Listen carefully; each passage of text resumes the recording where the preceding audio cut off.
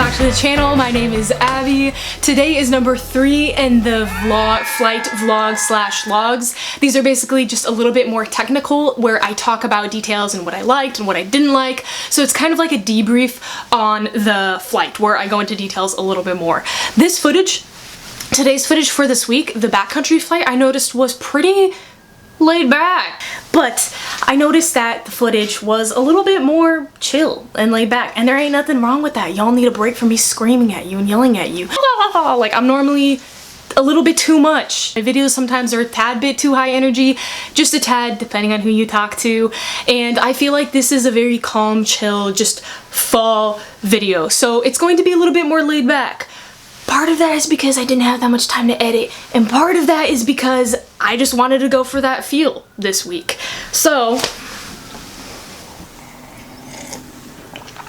I was PIC on this flight, but it was Backcountry 101, that's what Steve called it, and it really was Backcountry 101. I was being introduced to some of these concepts for the first time, and because I do want to do bush flying at one point in my career, that is kind of a goal of mine, this is pretty instrumental in my training. I mean, if I hate this type of flying, I should probably not even consider being a bush pilot. Bush pilot is landing on grass and flying in the countryside and in the mountains and in remote areas. So a lot of that, you don't have ATC, you don't have tower, you don't even have paved runways. So it's something that I should probably do to see if I like it, because if I don't, I should probably reevaluate my goals. I was really excited for this day, and it was kind of like my graduation gift for the J3, because I got my endorsement back around this time that I posted this video. We're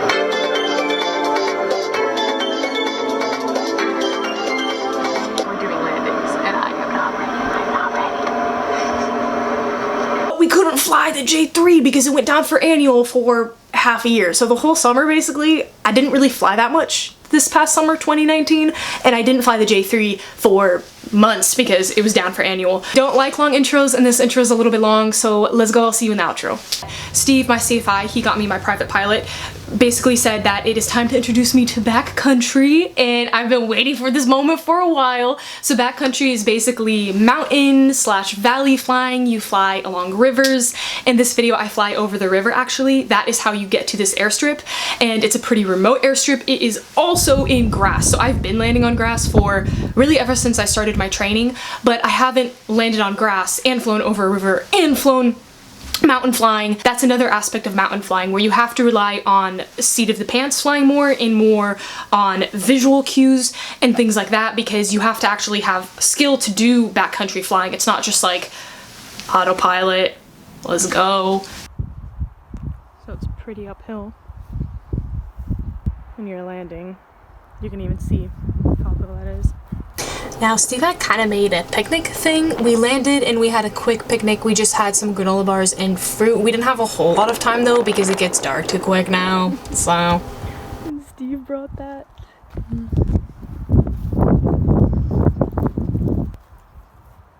So, looking at it now, I didn't realize that I had a little bit of a tailwind.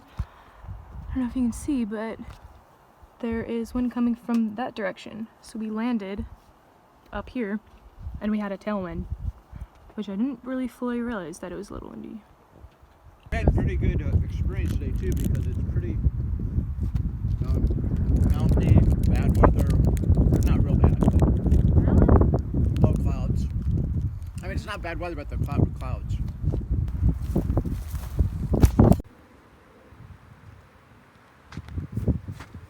So there's a tie down sign. And that is where Emmy and I, when we went to the beach and I did the beach video, it was with them. Very nice. The runway is about 50 feet wide and about 2,000 long. To stargazing, I did Duolingo, because you gotta. And then the next morning it was time to leave because we only stayed one night, so it was a good run. You see those deer this morning? So they come here too, Steve was saying. It is October and the strip closes down at the end of October. It closes down for fall and winter. Steve, when does it reopen? It opens in May. Oh, okay.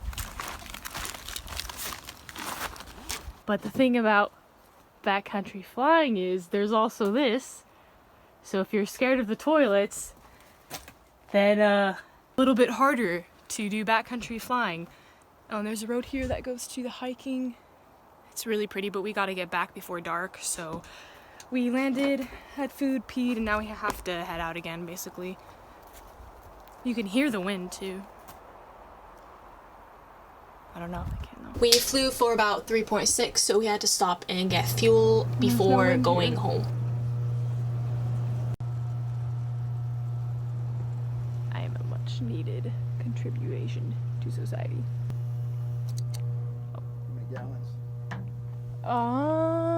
15.2, I think. 15.2, okay. Or 15.8, it looks like.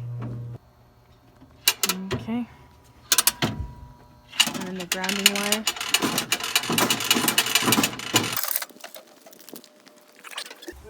Okay. I might use the bathroom again too. I have gas. It's funny because I always complain about how gas is around $3 a gallon for cars right now, and it's winter. It's fall, and I'm all like, gas prices need to drop. Why are they still $3? It's not summer anymore. But then I go flying and I pay almost $6 for gas, but that's different.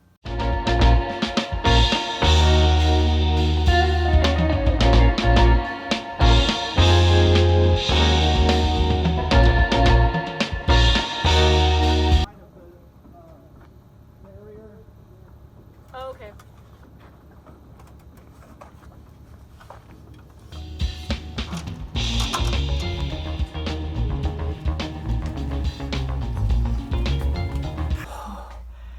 That scared me so bad.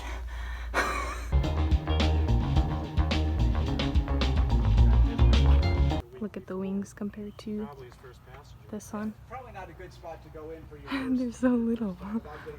It looks like a little toy. People kind of ask me how much a plane is a lot of the time, and it's basically the cost of a car new.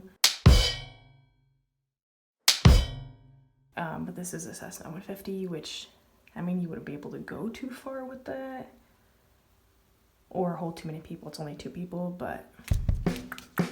And now we're going home.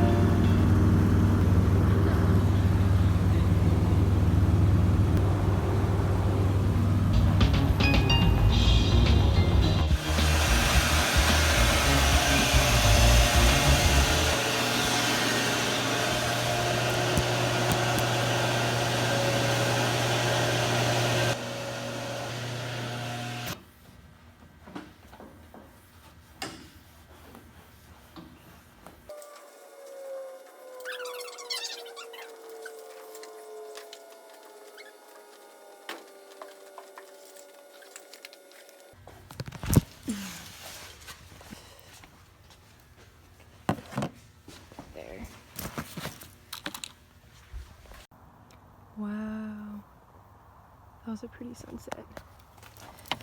What? Okay.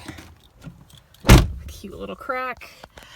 Before I can leave though, don't forget to have your CFI, your flying instructor, sign your logbook. So even though I was PIC and I did takeoffs and landing, he's got to sign it because that could be a huge issue later on the road.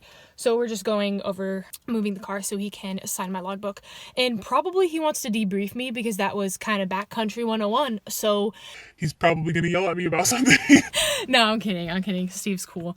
I definitely want to get feedback on it though, because I feel like I had tunnel vision and it was a lot to kind of think about. But for backcountry, I really liked it. That was awesome. I'm going to talk about it more later and go have him sign my logbook. So, my fly was down the whole entire time.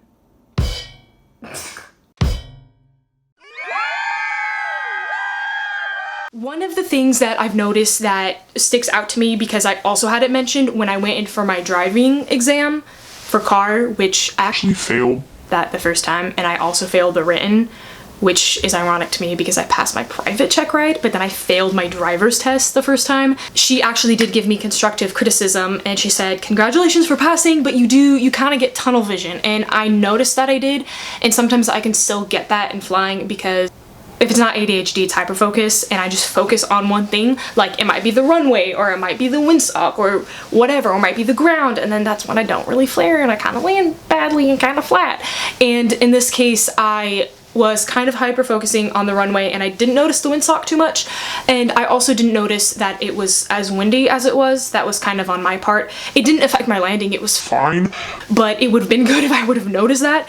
And then a third factor that I didn't notice was I didn't really, like, we were about to stall above the runway a little bit, and it would have been okay, it would have been a hard landing, but we would have survived. It's just I could have done a smoother landing if I wouldn't have been so tunnel vision on the runway.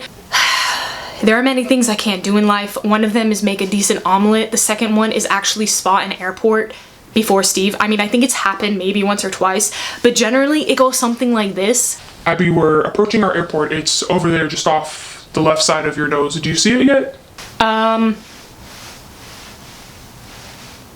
Yeah.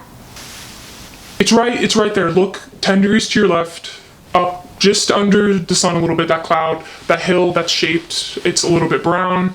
Do you see? It's right there. We're like 5 nautical miles away. It's right there. Oh, yeah, I see it. I see it.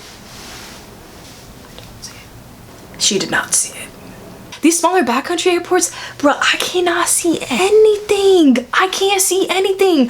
We landed at smaller airports, and I generally do spot them around 10 nautical miles out, which is perfect because that's around when you need to start making your calls and say that you're 10 miles to southeast, inbound landing, runway 26, whatever. It's about that time when you need to make your first call. But sometimes I'm closer than 10 nautical miles and I still can't see the friggin' airport. I just cannot see the airports when I am far away. I cannot see them, and then you can't orientate yourself and you can't really be prepared because you don't know where they are. I need to get into cross-country planning more. I need to get better at flight planning. I need to spend more time on it because I relied on Steve for this flight. So that is something Steve also said to me, and he said, you have to plan your flights. And I was like, I know, but you did it, so. If I ever become a CFI, and I do want to, I am probably going to have a student for every bad trait as a student that I have exhibited. I'm probably going to get a student that's got that trait. Like, I'm gonna get a student that is bad at flight planning. And thanks so much for watching, y'all. I will see you in next week's video. I hope you are having a great week and a great Monday or Tuesday. This might be uploaded on Tuesday. Love y'all. See y'all. Take care. Bye.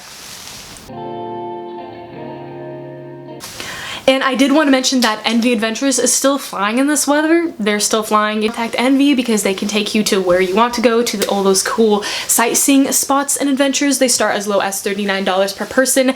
I am an ambassador for them. I am not paid in any way. This is not an ad, and it's not sponsored. They don't give me anything. I got a 182, and then they've got a low wing too that they just bought, actually.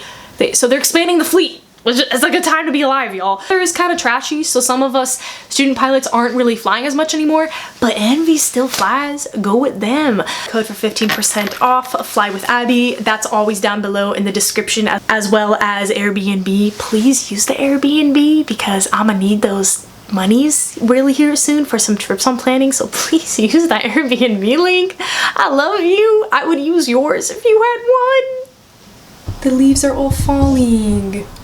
Now you can't see it now. Anyway, back to our regular scheduled, not that anything on this channel is regularly scheduled, but